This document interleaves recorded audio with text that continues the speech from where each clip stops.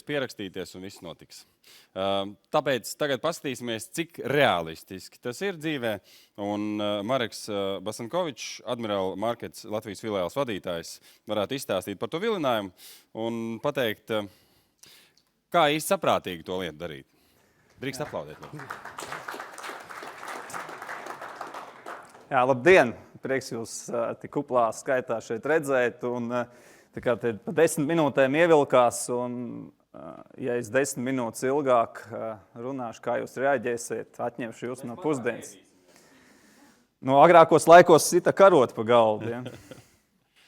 Jā, atgriežoties pie tēmas, pa 12 gadiem es daudz ko redzējis Forex tirgu, tāpēc padalīšos ar tām iespējām un arī ar riskiem, ko šis Forex tirgus sevi ietver, lai jūs zinātu, ka Forex var likt vienlīdzības zīmi ar dinamiku. Ja, un tad es vēl kaut kādu salīdzinājumu vienu sakām vārdu teiktu, ja tu vēlies nomedīt lāci, un tev lācis ir mežā, bet baidies no vilkiem, ja, nu tad tikai ar demo kontu vajag strādāt. Mēs palīdzam kontrolēt tos vilkus, lai nebūtu bail iet pēc tā lielā lāču medījuma. Tad šodienas tēma – dzīšanās pēc ātras peļņas vai saprātīga līdzekļu pārvaldība. Kā jau tika minēts, jā, šeit ir iespējams ļoti ātri nopelnīt, bet ja tie riski netiek kontrolēti, to nav tikpat ātri var zaudēt. Pēc mūsu piedāvājums ir tos riskus saprātīgi pārvaldīt.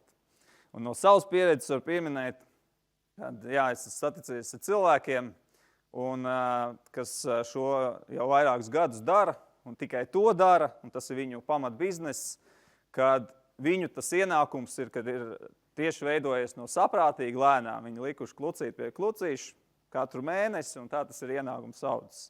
Tur, kur jūs redzat reklāmas, kad aicina uzreiz vērt vaļā kontu, maksāt naudu, es ieteiktu no tādām uzmanīties, jo tas risks bez pieredzes to darīt ir līdzvērtīgs, kad jūs saņemsiet 0 beigās kontu.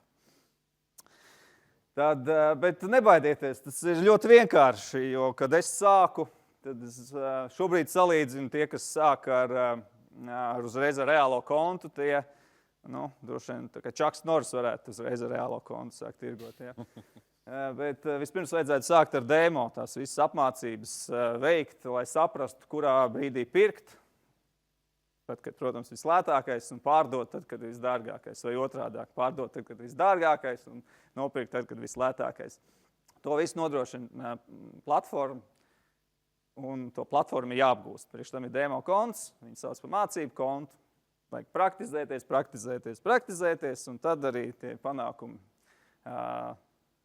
būs. Valūtu tirgus. Tas ir lielākais pasaulē.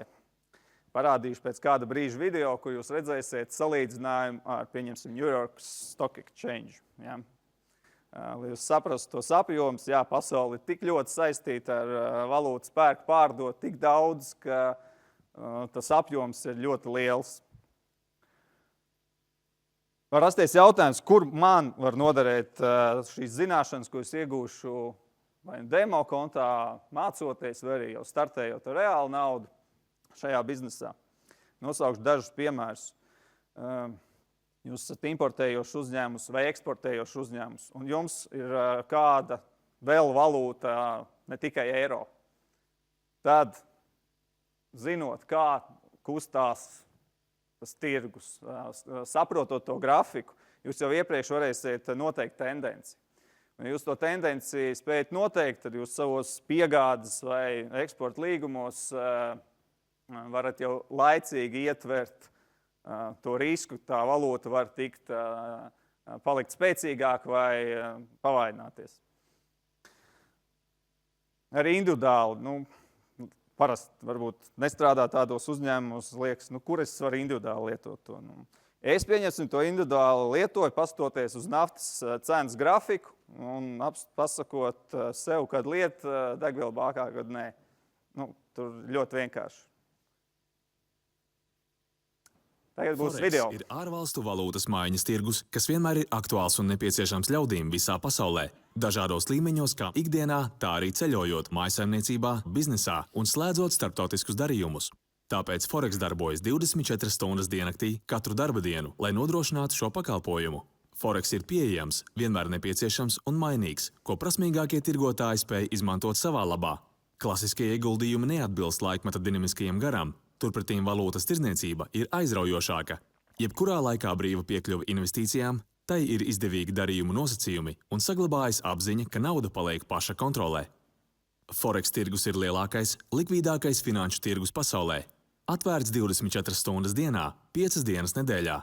Lai salīdzinātu, New York Stock Exchange dienā nodrošina darījumus aptuveni 169 miljārdu ASV dolāru vērtībā, kamēr Forex tirgū notiek vairāk nekā 5 triljonus ASV dolāru vērti darījumi dienā.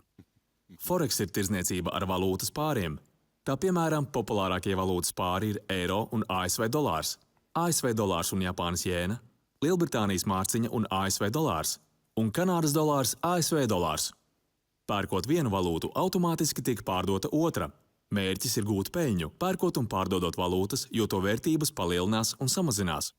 Uzskatāms piemērs šādam darījumam varētu būt šāds. Iedomājieties, ka esat iegādājies 1000 ASV dolārus, samaksājot par tiem 880 eiro.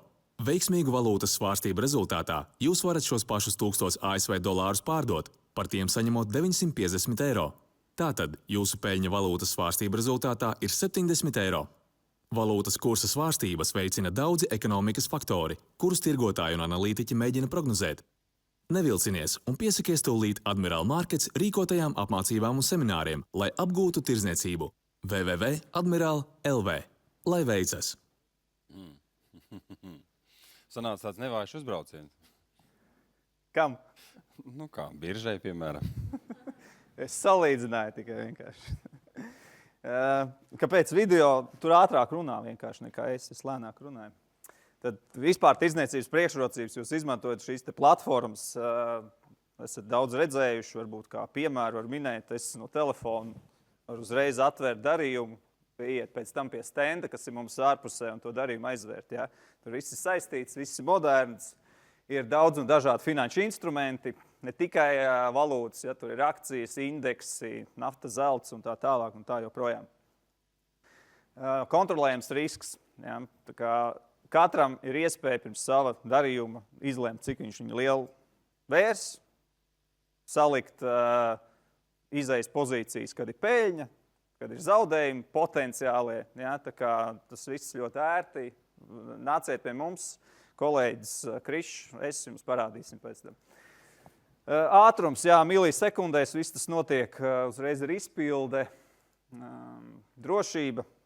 Ja šī es mazliet ilgāk pakavējušos, jūs plānojat nodarboties ar citu brokeru, paskatieties šo sadaļu, ko jums viņi garantē saistībā ar brokeru firmu un arī ar kontiem, kur viņi glabā naudu. Jā, par mūsējo mājaslapā var izlasīt. Nākošais, laiks un brīvība. Ja? Tās skaistas bildes, tur, kur vien ir mobilais sakari, tur, kur var dabūt internetu, ja? Šo te visu tirdzniecību var veikt. Ļoti ērti, praktiski, daudz biznesi, lai viņus radītu, nepieciešams lielas investīcijas aktīvos, nu tad šeit droši var tikai savu prātu un droši vien mobilais un planšetdators jānopērk. Ir tādi 5 mīti par Forex, ko es esmu sastapies un ko vispār nozarē sastopās. Pirmais, lai sākt, man ir nepieciešama daudz naudas. Nebūtu nē, cilvēks ar saviem brīviem līdzekļiem var izlemt no jebkuras summas, kas viņam ir, droši startēt. Nepieciešams maģistra grāds ekonomikā. Es esmu saticis cilvēks, kas labi pelna, un viņam no finansēm un ekonomikas vēl ļoti tālu ir. Ja? Tā kā te ir jautājums, vai viņš saprot to grafiku, vai saprot cenas kustības, vai spēj savilkt kopā arī kaut kādus ekonomiskos notikumus pasaulē, vai spēj sev uzstādīt plānu, ja? Kā tirgot. Un trešais, tas pārāk riskanti priekš manis. Kā jau minēju, ja bail no tā vilka, ja, bet to lāci tomēr gribās, bet bailes no vilka spēcīgāks, tad labāk palikt drošā vidē, ja, un uz to mežu neiet, ja, demo kontā. Nav kontrols pār manu naudu. Kontrola ļoti liela, momentāli, pieņemsim, iemaksas kredītkarti momentāli, naudas pārskaitījumu dienas laikā, izņemšana naudas pārskaitījumu dienas laikā. Tātad, respektīvi, jūs pie savām investīcijām, jebkurā brīdī tiekat klāt. Man vajag tam veltīt pārāk daudz laika. No sākuma, jā, tas ir jāapgūst. Jā, lai jūs saprastu, kas tas ir, tam jāvelta laiks. Bet tad, kad mēs esam nonākuši līdz stadijai, kad notiek reālā tirdzniecība, kad tā pieredze ir uzkrāta, cilvēki bieži vien stundu, maksimums 2 tikai pavada, skatoties, analizējot grafikus un veicot darījumus. Kā jau minēju, viss notiek MetaTrader platformā, mobilais vai arī platforma, ko uzinstalē uz savu datoru, kur var redzēt šādu te cenu kustību. Nu, savulaik, ja esat Tetri spēlējuši, ja, kaut kas līdzīgs ir kompjūtera spēles pirmās, es atceros, bija, tad līdzības kaut kādas var savilkt. Nu, mēs arī savās kursos apmācībās mācam cilvēkam saprast šo te līkni, grafiku, saprast, kā viņi kustās pēc kādiem pamatprincipiem, no kā jāuzmanās un tā tālāk un tā joprojām. Tas ir tas jautājums, ko es visbiežāk sastopos. Kā es varu zināt, vai cena ies uz augšu vai ies uz leju? Nu, praktiski es visbiežāk izmantoju tehnisko analīzi. Man viņas vairāk patīk. Tas ir vēsturiskie, kā saka, vēsture atkārtojas. Nu, tad skatoties no vēsturiskās cenu kustības, skatās, kur viņi kustēsies tālāk un attiecīgi no tā arī izdara secinājums. Protams, es sekoju līdz arī lielākiem notikumiem, kā centrālo banku paziņojumu un tā tālāk un tā joprojām, kas ir fundamenta analīze, kur makro dati. Nu, var daudz stāstīt, šodien neiedziļināšos. Lai šo tirdzniecību nodarbotos, jums ir nepieciešami brīvie līdzekļi. Jo mēs jau tāpat ar saucamo kredītu plecu vai sviru vai aizdevumu kā brokeris, jums jau naudu tirdzniecībai aizdodam. Ja, tā kā brīvie līdzekļi, ja, tās procentu likmes, kas neapmierina vai liekas pa mazu, ko iepriekšējie lektori rādīja uz ienesīgumu, tad nav bail no vilka, ja, tad droši var startēt. Jā, kas tad ir tas kredītplecs? Ja, tā ir pamat ideja, kad jūs varat tirgot ar daudz lielāku kapitālu nekā jums ir. Ja ir veiksmīgi, tad arī attiecīgi tā peļņa ir reizes tik lielāka nekā jūs izmantojat kredītplecu. Bieži viens cilvēki piesardzīgāk saka, bet man nevajag to kredītplecu. Ja? Nu, cik tad man būtu jābūt tai naudai, ko es varētu startēt, lai es to kredītplecu neizmantotu. Nu, tad es saku, jums jābūt ir vismaz 1000 eiro, lai jūs varētu atvērt darījumu 1-1. Saucamā mikrolote, tie, kas ir darījuši zina, tie, kas nav, nākat pēc tam pastāstīšu. 1-1 var atvērt darījumu, respektīvi jūs riskējat tikai ar saviem līdzekļiem, neizņemoties neko. 1000 eiro. Nu, priekš mūsdienām, es domāju, nav liela summa. Pie šīs slaidas es vairāk pakavēšos. Vislielākais klupšanas akmens, it sevišķi iesācējiem, un arī man savulaik ir bijis darījuma apjoms. Tas ir savu līdzekļu saprātīga pārvaldīšana. Pastāstīšu savu pieredzi. Iedomājieties situāciju, Karību jūra, vienā pusē, otrā pusē, klusais okeāns pārbraucot. Jā, sākumā es šos darījumus veicot, varēju nopelnīt un atļauties skaistu ceļojumus. Bet paliku pārāk alkatīgs. Strauji palielināja darījumu apjomu. Es atvēru pozīcijas, ja man likās, ja es atveru pozīciju un strādā, tad arī, dažiem palielinās likmi un viss strādās. Tas tāds iesācēja veiksme, ja, un bieži vien tas tā kā rada miglu ap tevi, un kad tu domā, ka viss tāpat turpināsies. Es nepārvaldīju savu kapitālu pareizi. Ja? Vēru tos darījumus pārāk lielu apjomu. Gandrīz maksimālo kredītlecu izmantojot un arī apjomu maksimālo. Kur es nonācu pie sasistas silas vienu brīdi. Ja? Bet, jebkur pieredze, laba pieredze. Kā jau es minēju, kapitāla tirgot bez kredītleca tie 1000 eiro, lai sāktu. Un pēc varbūt nākošais video būs par kļūdām, ko visvairāk pieļauj tirgotāji. Galvenie iemesli, kāpēc Forex tirgotāji zaudē naudu. Numur 1. Nav tirdzniecības plāna. Ir ļoti svarīgi finanšu tirdzniecību uzskatīt par biznesu, tāpēc nepieciešams biznesa plāns. Tajā jābūt atrunātam, kādos gadījumos darījumi tiek atvērti un aizvērti. Riska un peļņas attiecība kopā ar riska menedžmenta noteikumiem, lai pasargātu sevi no nepatīkamiem pārsteigumiem. Jāņem vērā, ka Forex tirdzniecība var sniegt lielu aizrautību. Tāpēc dzīšanās pakaļ cenai, kas faktiski ir darījumu atvēršana un aizvēršana bez plāna, drīzāk var tikt raksturota kā azartspēles, nevis tirdzniecība. Numur 2. Nespēja pielāgoties dinamiskajiem tirgus apstākļiem. Tirgus pastāvīgi mainās. Tirgotājiem ir jātīsta spēja ievērot šīs izmaiņas un pielāgoties. Labās ziņas ir tādas, ka šīs pārmaiņas sniedz ne tikai jaunus riskus, bet arī jaunas tirdzniecības iespējas. Prasmīgs tirgotājs izmanto informāciju masu medijos un prognozē izmaiņas dinamiskajos tirgus apstākļos. Numur 3. Nepareizs riska menedžments. Riska un peļņas attiecība ir vienkārši mērījums, kas ļauj tirgotājiem plānot, cik liela peļņa tiks gūta vai cik lieli būs zaudējumi, izvēloties paaugstināt riska stratēģiju. Tā nav nejaušība, ka tirdzniecības platformas ir aprīkotas ar automātisko peļņas un zaudējumu fiksēšanas mehānismu.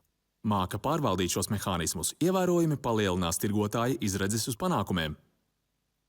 Numur 4. Nereālas cerības. Kad runa ir par peļņu, pieredzējušiem tirgotājiem ir reāli mērķi. Viņi nedzenas pakaļ cenai un nemaina savus tirdzniecības noteikumus tirdzniecības laikā. Reālu mērķu uzstādīšana tirgotājus atbrīvo no emocionāla spiediena, kas var novest pie nepareizu lēmumu pieņemšanas. Pacietība un reāli mērķi novedīs pie vislabākajiem rezultātiem. Nobeigumā, lai nepieļautu kļūdas, ir nepieciešams sagatavot tirdzniecības plānu, pielāgoties dinamiskajiem tirgus apstākļiem, izvērtēt riska menedžmentu, uzstādīt sasniedzamus mērķus. Gudrie mācās no citu kļūdām, tāpēc piedāvājam Admiral Markets organizētās apmācības, kas palīdzēs novērst šīs un citas raksturīgākās iesācēju kļūdas. Piesakies arī tu un esi veiksmīgs tirgotājs.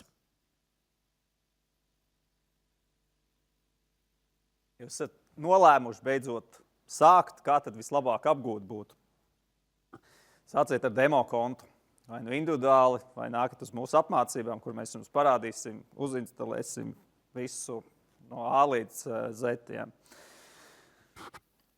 Jo to var salīdzināt kā ar simulātoru. Iedomājieties, jūs esat plānojis sākt apgūt lidotāju profesiju. Ja, nevienu viņu uzreiz nelaiž pie lidmašīnas stūres, lūdzu pacelt nosēdienu lidmašīnu. Ja. Vispirms ir simulātors, kur viņš apgūst, tad ir mācības kopā ar kādu pieredzējuši, viņš skatās, lido, pēc tam pats lido un tad skatās pārējie, kā viņš to dara. Ja. Un tikai tad tiek pie reālā konta mūsu gadījumā vai arī reālās lidošanas. Tad tur ir jāpraktizēs. Tur droši var praktizēties un jebkurš. Demo konts, tāds priekšrocības. Ja tas ir bez maksas, bez riska, jūs varat likt jebkādas summas, kādas jūs plānojat investēt un izmantot un testēt stratēģijas, taktikas, kādas tūkstošiem ir pasaulē un skatīties, vai viņas strādā. Tas ir ļoti aizraujoši. Pēc aizraujoši, ja es pirms 11 gadiem to sāku nodarboties, tad ir 12. gads un hobijs kļuva par darbu nejauši. Demo konts ir reālie tirgus apstākļi. Tas ir 1:1. Ja. Tieši tāpat arī reālā kontā viss notiek. Tā kā jūs diezgan labi varat sev sagatavot un startēt uz reālo kontu. Jā, bet jautājumi Jā. nav. Ja tiek atvērts reālais konts, tad tiek nodrošināts personīgs atbalsts, tiek izglītības materiāli, pieredzes apmaiņas semināri notiek, kur tieši mēs aicinām mūsu klientus, kas paši tirgo un dalās savā pieredzē, kā viņiem tas sanāk. Jūs varat uzdot droši jautājumus. Viņi parāda stratēģijas, vai jūs viņus izmantojat vai nē, jūsu lēmums, bet tā ir iespēja no cilvēkiem, kam tas sanāk mācīties. Lai nav tā, ka es kā uzņēmuma pārstāvs interesantā persona runāju, lūdzu, ir cilvēki, kas reāli sanāk, viņi šeit pat dzīvo un var smelties tās zināšanas. Un man tikai prieks, no tā lielā triljona apgrozījuma tā nauda vairāk te Latvijā palikt. Tirgus analīzes rīki, nokonsultējam, visus pastāstam, parādām, kādi ir efektīvākie un modernākie šobrīd pasaulē. Jā, un tās ir uz zināšanām balstītas investīcijas, kas ir arī mūsu sauklis. Jā. Riska atruna. Jā, tā kā noteikti sāciet ar demo kontu un mācieties, praktizējieties, un tikai pēc tam, kad esat pārliecināti par savu darbību, tad startējiet reālā kontā. Mums var sekot, sociālos tīklos redzēt dažādus jaunumus, kas ir svarīgi, tirgojot, ievērot, kas pasaulē notiek, kam pievērst uzmanību. Ja šī prezentācija ir jūs ieinteresējusi, vistuvākais praktiskais apmācības seminārs ir 15. decembrī, 6. vakarā. Droši pēc darba piesakieties, laipni gaidīsim. Paldies! Paldies! Marek, piedod, es droši vien kaut ko nesaprotu, tā kā cilvēks no malas, bet klausoties tavā prezentācijā, man ir tāda sajūta, ka reālajā ekonomikā šis pasākums nerada neko. Faktiski sanāk tā, ka tiek pārdalīta muļķu nauda par labu gudrajiem. Jo kāds zaudē uz tām svārstībām, kuru rezultātā, piemēram, tas zinātājs vai tas veiksminieks iegūst. Kas ir tas reālais pienesums ekonomikā, bez nodokļiem par kapitāla pieaugumu un tā? Te ir jautājums, kurš būs gudrāks? Jā, un tā kā jebkurā biznesā. Ne visi biznesi, kas tiek izveidot, izdzīvo, ne visiem tas sanāk viņu ilgtermiņā attīstīt, tad šis reālais pienesums ekonomikā varētu, kā jau es minēju, lai tie līdzekļi paliek vairāk Latvijā. Izmantot savu prātu potenciālu, savus iemaņas, un Latvijā, starp citu, ļoti labi rezultāti tiek uzrādīti ienesīguma ziņā. Bet, principā, tā ir naudas pārdalīšana. Principā, jā. Labi. Negluži tā kā labi, bet skaidrs. Komentārs no mūsu pasniedzējiem, lūdzu. Vai komentārs vai jautājumi droši? Jā, tagad Solvitai priekšroka. Tātad par valūtas darījumiem. Atšķirībā no dividendēm, ko es jums iepriekš minēju, ka jūs gūstiet ienākumu no kapitāla, tad valūtas darījumos jūs gūstiet tā saucamo kapitāla pieaugumu. Un kapitāla pieaugumam ir atšķirīgs nodokļu režīms. Atšķirās ar to, ka jūs paši aprēķiniet nodokli, un maksājamais nodoklis ir 15%. No kā tad tiek maksāts nodoklis? Nodoklis tiek maksāts no faktiski jūsu neto peļņas, atšķirībā no dividendēm, kur jums nodokli ieturēja no bruto peļņas, tad savukārt kapitāla pieaugums tiek maksāts no starpības starp tiem izdevumiem, ko jūs iztērējāt, iegādājoties valūtu, un peļņas, ko jūs gūstiet pārdodot. Tātad no šīs starpības jums ir jāsamaksā nodoklis 15%. Vēl labā ziņa ir tāda, ka jūs variet arī atskaitīt jebkādus izdevumus, kas ir radušies saistībā ar valūtas iegādi. Tā skaitā komisijas maksas, tā skaitā maksājums par konta atvēršanu, par konta uzturēšanu. Tie ir galvenie aspekti, kas jums ir jāņem vērā. Vēl kas ir būtiski atzīmēt, kā jau lektors minēja, ir, ka pilnīgi iespējams jūs arī ciešiet zaudējumus kādā brīdī. Un ko darīt tad ar šiem zaudējumiem? kā privāta persona, jūs variet šo zaudējumus izmantot tikai tekošā gada ietvaros. Tātad tajā gadā, kad jūs gūstiet peļņu, jūs variet šo peļņu samazināt pat zaudējumiem, ko jūs esiet guvuši no teiksim, valūtas darījumiem. Nu, piemēram, jūs esiet šajā gadā pārdevuši kādu kapitāla aktīvu, un jums ir bijusi peļņa no šī aktīva pārdošanas. Vienlaicīgi jūs esiet veikuši valūtas darījumus, kas, diemžēl, jums gada griezumā kopsumā ir radījuši zaudējumus. Tad šī gada ietvaros jūs šo zaudējumus variet sekt no šī gada peļņas. Bet, diemžēl, jūs nevariet šo zaudējumus pārnest uz kādiem citiem gadiem, kā tas ir uzņēmuma gadījumā, kad jūs kā uzņēmums veiciet kādus darījumus, un jūs, diemžēl, šo zaudējumus arī nevariet sekt no jebkāda cita ienākuma. Nu, piemēram, jums arī ir teiksim, algota darba ienākums, tad, diemžēl, arī pret šo ienākumu jūs šo zaudējumus nevariet sekt. Nu, tie ir galvenie aspekti, kas varbūt jums ir jāņem vērā, domājot par savām nodokļu saistībām attiecībā uz valūtas darījumiem. Varbūt ir kādi jautājumi? Jā, vienam jautājumam mums laiks ir jā. Jā, lūdzu. Reku, tur mikrofons, tur. Tie, kas nepaspēs, var individuāli pie manis. Nu jā, jo tūdaļ mums būs pusdienas, jūs varat pie Mareka vēsties, un es saprotu, jums ir stends, jā? Mums ir stends, ir platforma, jūs varat visu izmēģināt. Pamēģināt pajautāt, visu pārliecināties, vai jūs pareizi sapratāt. Jautājums. Man ir tieši jautājums, Madara, man sauc par nodokļiem. Tad sanāk tā, ka, piemēram, man ir uzņēmums, kurš gūst peļņu 100 000 šogad. Šo te peļņu es samaksāju tā kā nodokli. Un vai arī tas attiecās uz to, ko jūs minējāt, vai šeit iet runa tieši par kaut kādiem ieguldījumu fondiem? Jūs minējāt, ka jums ir uzņēmums, kas gūst peļņu. Jā, nu... Es runāju par privātu personu. Uzņēmuma gadījumā ir mazliet cita situācija. Uzņēmuma gadījumā jūs šo zaudējumus variet pārnest arī uz citiem periodiem. Ja jūs darījumu veiciet šī uzņēmuma saimnieciskās darbības ietvaros. Bet es domāju, paliekam pie tā, ka jā, visus šos jautājumus droši varat vai jums personīgi uzdot, vēršoties, jo tās jau ir tādas detaļas noteikti, kas uz katru konkrēto gadījumu arī atšķirās. Labi, paldies Solvitei. Vai Mārim kas piebilstams? Piedod, Marek, vēl bišķi. Es esmu gatavs vēl minūte, ja?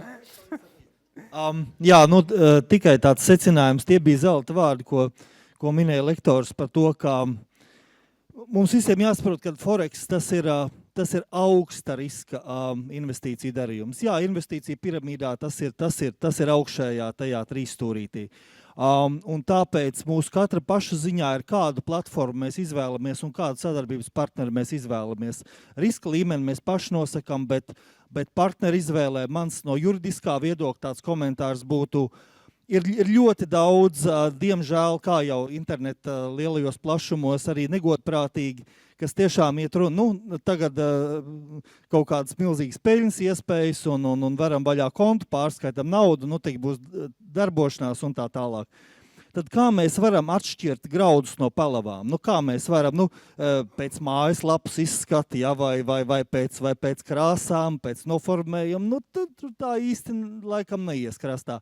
Es uzreiz ķeros lietai pie ragiem, es saku, ka tas, kas atšķir, ir to, vai šo te platformu vai pakalpojumu sniedzēju, vai ir skaidrs, ka viņi ir regulēta. Proti, katrā valstī ir ļoti nopietni finanšu tirgu regulatori, ja? Latvijā mēs zinām, tas ir FKTK, kas, piemēram, mums ir Amerikā, Securities Exchange Commission, ļoti nopietni iestāde, Anglijā, kas mums ir Financial Conduct Authority un tā tālāk. Ja šī platforma ir regulēta platforma, ja viņu uzrauga regulators, tātad viņš ir izgājis cauri virknē pārbaužu, tātad vismaz jūsu nauda, ko jūs tur pārskaitat, ir daudz lielākā drošībā, ja kā kā citās platformās. Tas ir mana rekomendācija, ja jūs izvēlaties šo te investīciju veidu, ejiet pie regulētiem pakalpojumiem. Un kur meklēt informāciju par to, vai viņš ir vai nav regulēts pakalpojums? Tātad vispirms jau parasti pats pakalpojums sniedzējs par to informē savā, vai tie ir reklāmas materiāli, vai tā ir mājaslapa. Tad vispirms mēs pārbaudām, vai tas ir regulēts pakalpojums sniedzējs. Un vienmēr arī šim te pašam regulātoram, tāpat kā FKTK mājaslapā, jums ir jāveic šī pretpārbaude. Jūs paskatāties, ok, viņi saka, ka viņiem ir licence. Tas nozīmē, ka ir jāieiet šā regulātora mājaslapā un jāpārbauda, vai attiecīgajā konkrētajā, vai tas ir fonds, vai tas ir platforma, vai ir minēts šis te uzņēmējs arī regulātora mājaslapā. Pretpārbaude jāveic. Paldies, Māri!